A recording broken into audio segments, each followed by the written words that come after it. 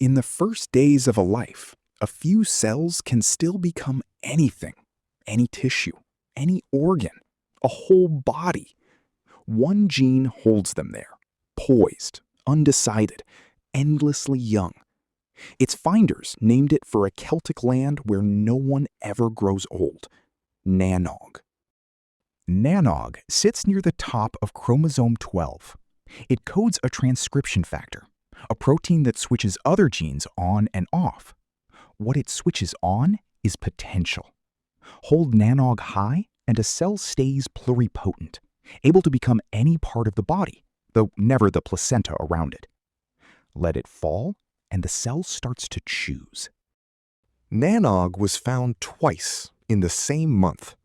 In 2003, 2 teams landed on it at once, one in Edinburgh, one in Kyoto.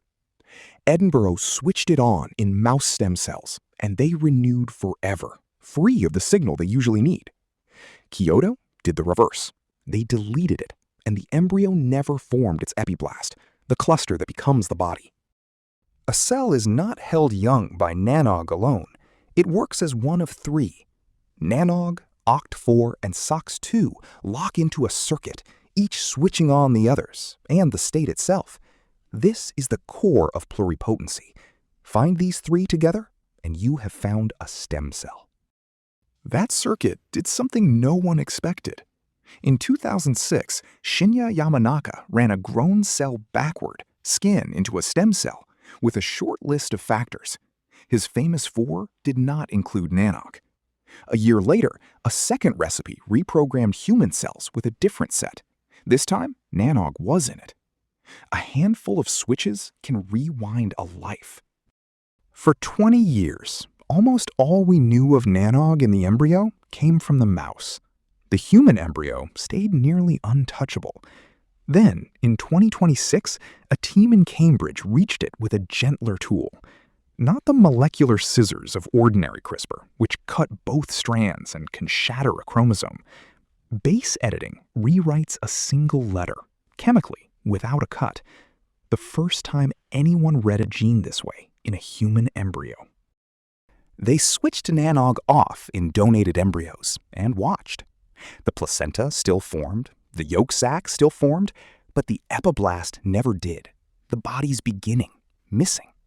Cells that should have built a body drifted into other fates. And here, human split from mouse. In mice, losing NANOG ruins more than the epiblast. In humans, the loss was cleaner and stranger. The embryos were surplus from IVF, donated with consent, grown just 6 days, then stopped. Nothing was implanted. Nothing was meant to be. The method is not a therapy. It is a way to ask the human embryo its own questions, one letter at a time. Most of those questions are still open. One gene, named for a land where no one grows old. It keeps a cell young enough to become us. From a mouse in 2003 to a human embryo read letter by letter, the same small switch at the very start of a body. The gene channel.